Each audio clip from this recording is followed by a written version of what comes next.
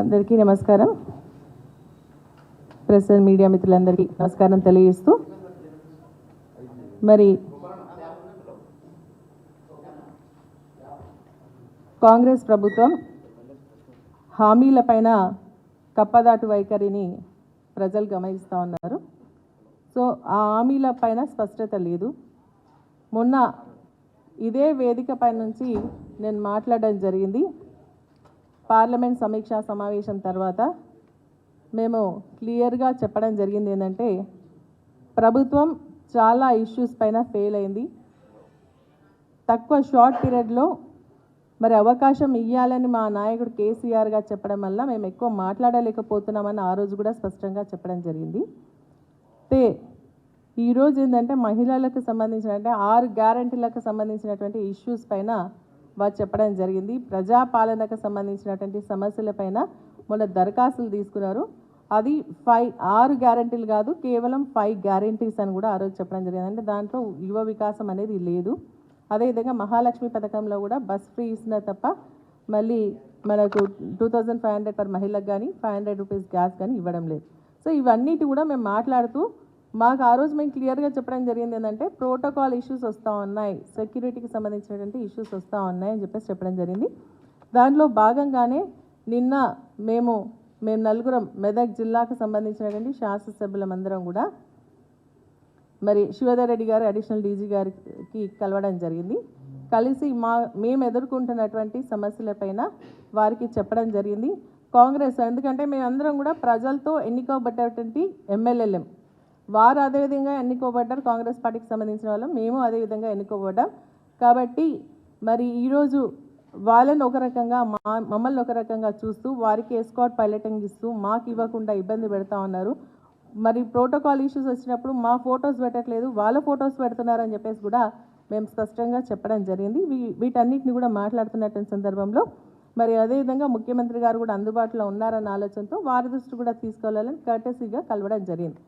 దానికి మరి ఈరోజు నిజంగా ఏంటంటే పత్రికల్లో పెద్ద కథనాలు వస్తూ ఉన్నాయి, మీడియాలో ఏంటంటే మేము ఏదో పార్టీ మారుతున్నట్టుగా, మరి రహస్య చర్చలు జరుపుతున్నట్టుగా, సీనియర్ నాయకులు ఎవరో మమ్మల్ని టచ్లో ఉన్నారు కాంగ్రెస్ పార్టీకి సంబంధించిన వారని చెప్పేసి చెప్తా ఉన్నా. దీన్ని తీవ్రంగా ఖండిస్తూ ఉన్నాము.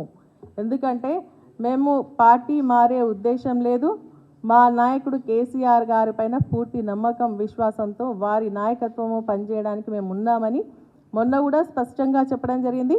మెదక్ జిల్లాకు సంబంధించి మరి నిజంగా కూడా అది టీఆర్ఎస్ గడ్డ, పార్టీకి పెట్టినటువంటి ఇల్లు మెదక్ జిల్లా. ఈరోజు ఆ నమ్మకంతోనే అక్కడ ఉన్నటువంటి ప్రజలందరూ కూడా మరి దాదాపు 10 స్థానాల్లో 7 స్థానాలను మమ్మల్ని గెలిపించడం జరిగింది. మేము కేసీఆర్ గారు నాయకత్వంలో మేము పనిచేస్తాం.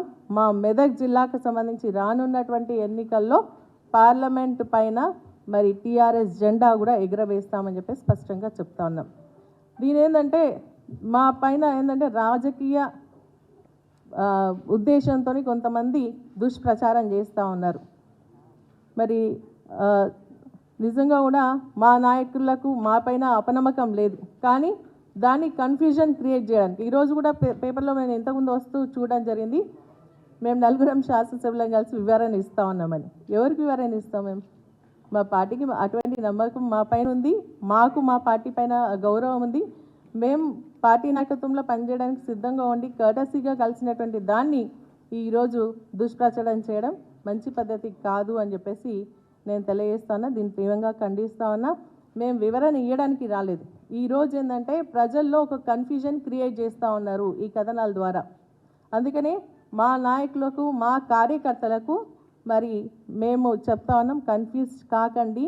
కావాలని దురుద్దేశంతో మన పైన లేనిపోని మాటలు చెప్పి మరి ఈ విధంగా మరి అప్రతిష్ట పాలు చేసే విధంగా కొంతమంది మరి ప్రయత్నం చేస్తూ ఉన్నారని చెప్పేసి కూడా నేను తెలియజేస్తా ఉన్నా.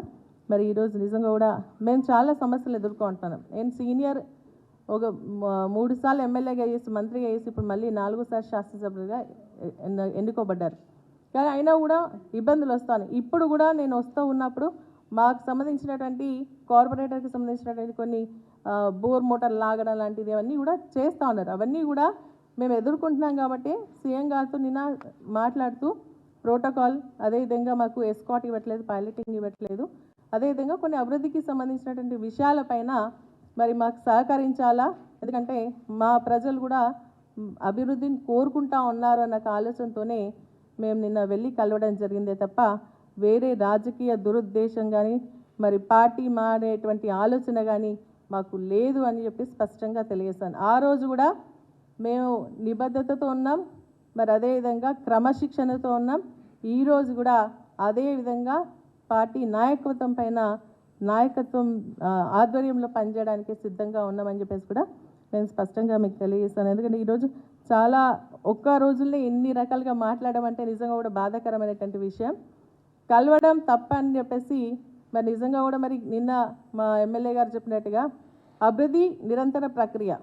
మేము ఆపోజిషన్ పార్టీలో ఉండొచ్చు, కానీ సీఎం గారు కానీ మంత్రులు కానీ కలిసి మా నియోజకవర్గానికి సంబంధించినటువంటి సమస్యలపైన మేము వెళ్తాం, అరుగుతాం. అది మా ఒక హక్కు.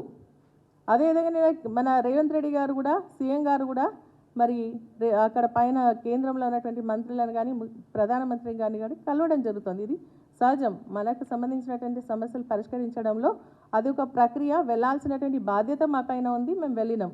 దానికి ఈ విధంగా మరి రాజకీయంగా దుష్ప్రచారం చేస్తూ మా ప్రతిష్టకు భంగం కలిగే విధంగా మాట్లాడితే మాత్రం మేము నిజంగా కూడా మరి మేము డిఫమేషన్కి పోవాల్సినటువంటి పరిస్థితి వస్తుంది అని చెప్పేసి కూడా స్పష్టంగా నేను తెలియజేస్తాను.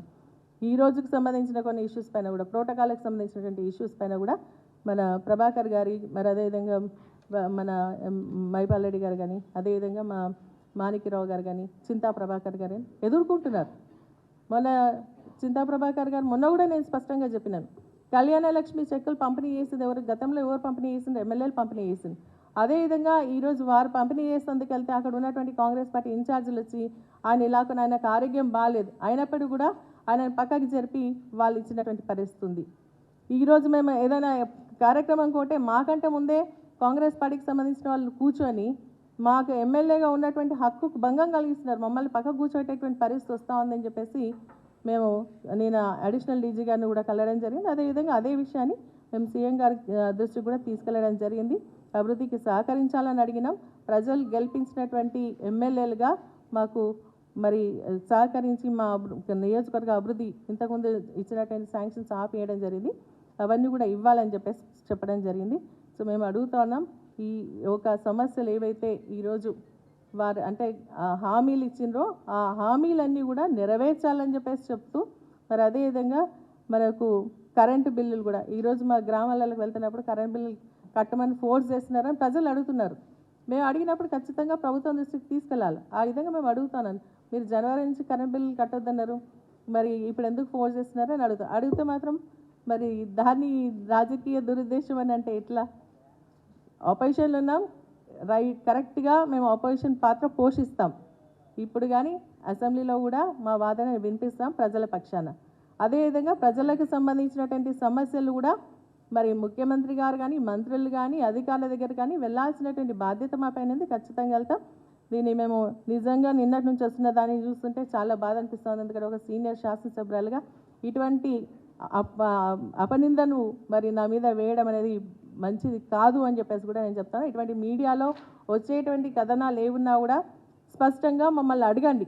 మా ఒక ఉద్దేశం తీసుకొని వేయాలే తప్ప మా పైన మరి దుష్ప్రచారం చేసే విధంగా ఉండొద్దు అని చెప్పేసి కూడా నేను స్పష్టంగా తెలియజేస్తా ఉన్నాను.